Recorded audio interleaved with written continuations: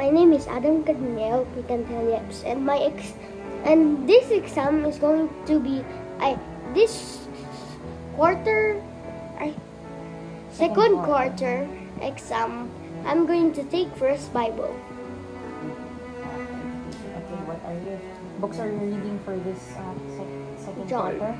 Book of John. So we're now in Book of John, and this exam would comprise chapters 1 to 10. Okay. 1 to 8. I mean 1 to 7, and then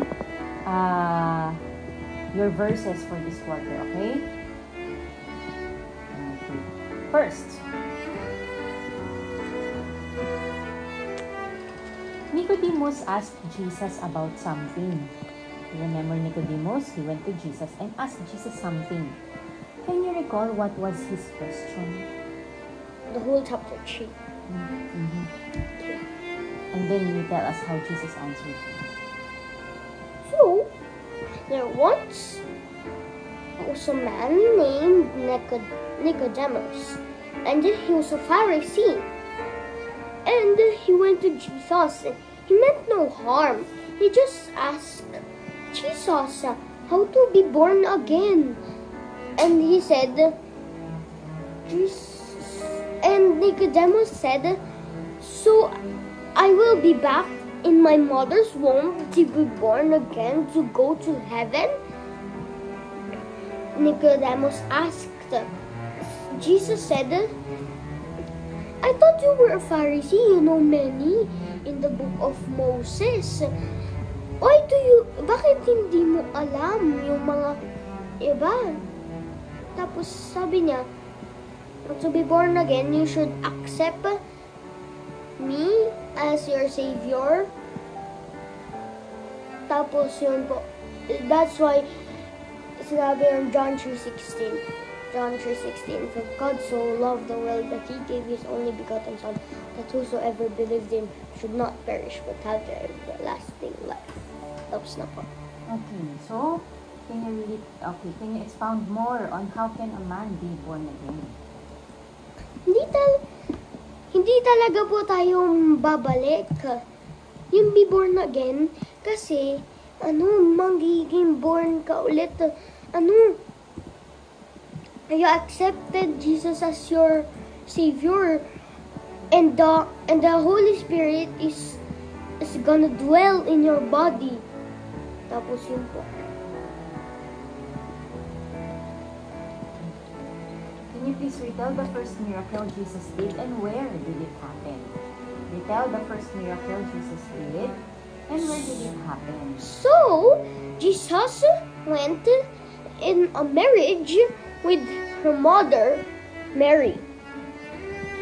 They were happy, but they were missing something, wine. Mary asked Jesus because she knows he can do miracles. He said, Son, anak, bigyan mo kami ng wine. But Jesus said, my mother, my time hasn't come yet. Tapos, yun, many hours. Tapos sabi niya ulit, my hour hasn't come yet. Tapos, sinabi ni Jesus sa mga disciples niya, bring water. I bring 6 water pots of water. That time, hindi tayo parang ginto. Hindi pa sila ginto, yung maliliit. Malalaki pa sila. Tapos si Jesus, secretly, sinabi niya sa nagme-marriage, ito na po yung wine nyo. Tapos yun na nga, na-amaze. Hindi nila napansin na Jesus turned the water to wine. Yun po, that was the first miracle. Where did it happen again? In Galilee, Capernaum. Actually, in Cana of Galilee. Oh. Can you tell of other miracles that Jesus did? Okay. Maybe. Just one more. Yes? Hindi. What? You're gonna pee? Okay. Oh, let's pause it for a while. Okay, so let's continue. Can you tell of other miracles that Jesus did? Just one more. So Jesus went with many multitude. Only the men were counted, 5,000 men, but the children and the women were not counted. So let's hula. I think it's 15,000.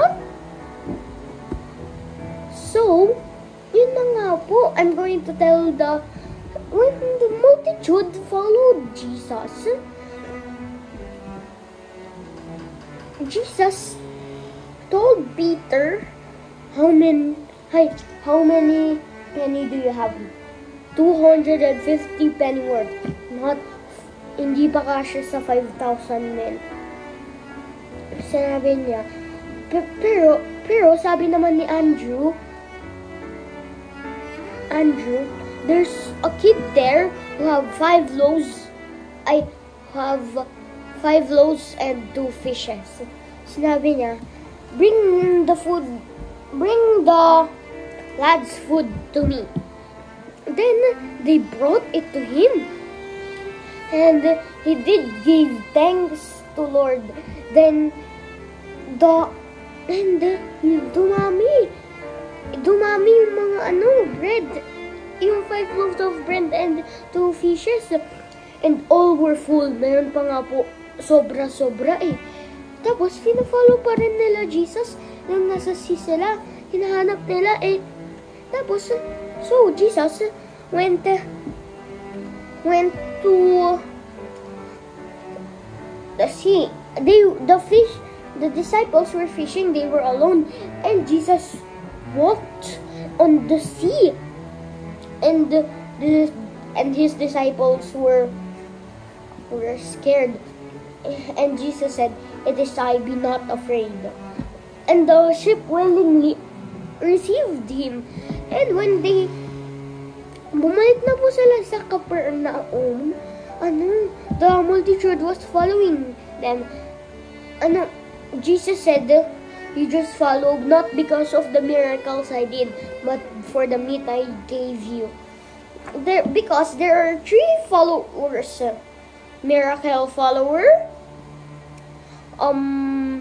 meat follower, and Bible follower. Tapos na po. Okay, thank you. Now, you told us about the miracle of feeding of the 5,000, right? Okay. Can you tell me what did you learn from the following characters? First, what did you learn from the characters that I will mention, okay? First, what did you learn from the boy in that story? The boy wasn't, English ng madama? Guilty. Selfish. He shared, and he did not become guilty when Jesus took the food. He became caring, shareful. That's why sharing is caring. Yun po. What did you share again? 5 loaves and 2 fishes. How about what did you learn from the disciples? From this story? This disciple from the 5,000? Yeah. Oh. They were kind, and totoo sila na 250 lang yung penny worth, yung shekels nila, not enough to feed. They were honest. Kasi mamaya sabihin nila, we have 10,000 to feed the 5,000. Naging honest sila, tapos yun po. How about from the people? From the people, lang sila? Sad.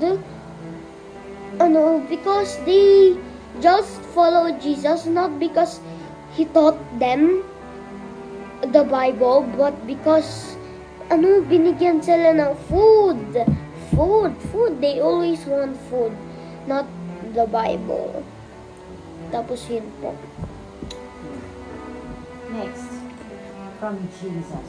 Again, from this story, miracle of feeding the 5,000, what have you learned from Jesus? Jesus did another miracle, but without God, he cannot do it. And I learned from Jesus that he always give thanks to the Lord.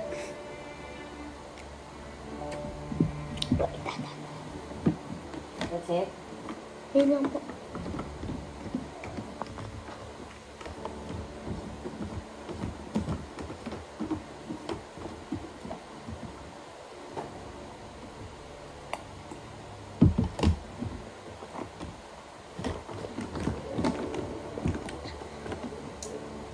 And other people, pag Or talking nahiya about sila, Jesus. they don't give thanks. But Jesus, sa humble man, he still gave thanks. Next. Who is the bread of life and the living water? Who? Jesus. Okay, why? Why was he referred as the bread of life and the living water? Because he said to the Jews, your fathers did eat manna in the wilderness, and I am the living bread, came down from heaven. I am the living bread. Yun po yung sa living bread. Yung sa living water naman, sinabi niya yung sa Samaritan woman, who drinketh this water thirst again, but who drinketh this water shall not thirst again. And Jesus, tinukoy niya his blood. And yung sa bread naman, his flesh. Yun po, that's why he's called the bread. Why? What will happen with his blood and his flesh? He will be crucified and he will be risen in the dead. That's why he said, destroy this temple and I will raise it up in 3 days. He did not tukoy the temple, but his body. He tukoy his body, the temple. Yun po.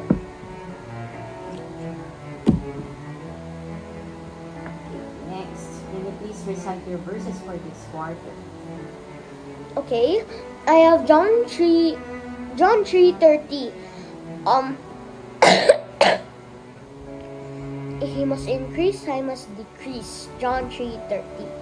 John 1:1. In the beginning was the Word, and the Word was with God, the Word was God. John 1:1. John 3:16. For God so loved the world that he gave his only begotten Son, that whosoever believed in him should not perish, but have everlasting life. John 3:16. Psalm 119, verse 1-2. Blessed are the undefiled in the way, who walk in the law of the Lord. Blessed are they that keep his testimonies, and that seek him with a whole heart. Thank you so much, Adam.